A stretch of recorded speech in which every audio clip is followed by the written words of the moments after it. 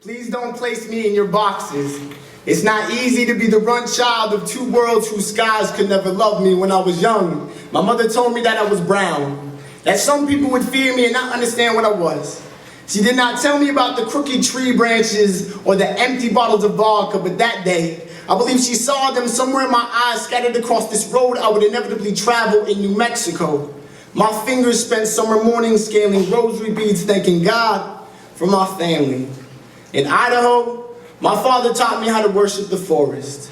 His fly rod knew how to coax out purpose with each bend, placing insect imitations above fish's noses. He told me the river was deep and that I needed to learn how to wade carefully. Some would come to call him Gringo. I just called him Dad.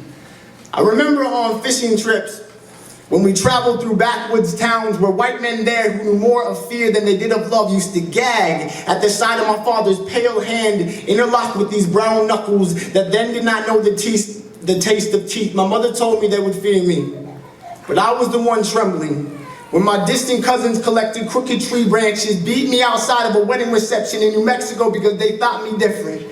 While swinging sticks formed red canyons across my flesh, I thought of my father's fly rod. Wished I could have held his pale hand through the entire beating on the ride home from New Mexico to Idaho. I wondered if this is what the Middle Passage felt like at age 9. I understood that bleeding with the cathedral I would visit often. My fists tasted teeth for the first time in an Idaho parking lot.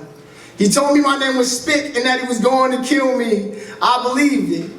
While he was slamming my head against the asphalt, just before I lost consciousness, I thought of my mother, wondered how I'd protect her eyes from the bruises I now carried in high school. I used to believe that the sun hated me, while my closest friends found ways to tease me for the melanin that refused to vanish from my skin. Jokes hurt more than fists. When the ball fell across the fence, I started climbing. My PE teacher yelled out, "Oh yeah, Myrlin, he's good at jumping fences." Everyone laughed. Mexican was always a dirty word to me.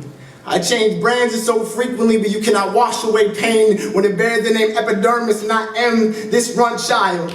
The one New Mexico left in a dumpster because my tongue could not bend properly. The runt child Idaho built into a prison so I could learn to hate the walls and fences of this body. I told my parents nothing, held it all inside, sewed my mouth shut with clandestine middle fingers and missed curfews. Told myself this pain was not real. Let it sit inside my chest like a time bomb, waiting for it to explode while I shoved my spirit into empty bottles of vodka. I used to stare in the mirror and tell myself, I don't believe in ghosts.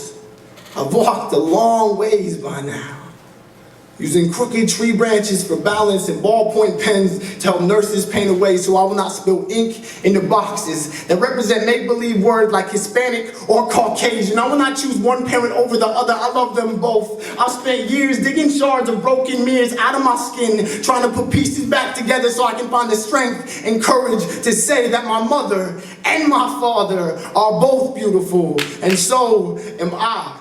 Yeah!